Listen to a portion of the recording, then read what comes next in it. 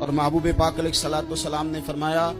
عبداللہ یاد رکھنا، یہ نوجوان دوست میری بات لکھ لیں، پریشان لوگ میری بات لکھ لیں، جن کے پاس قوت فیصلہ نہیں وہ اس بات کو لکھ لیں۔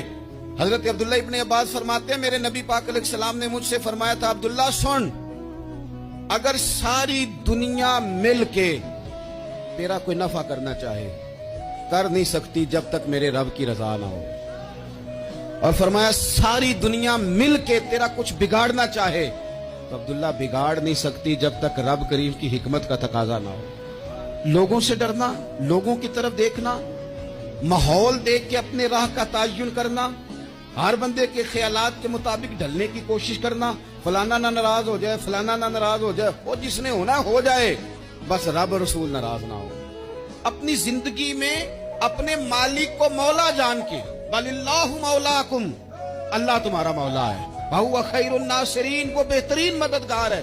توجہ جب بھی کریں رب کی جانب کریں، اپنے دل کا قبلہ درست رکھیں۔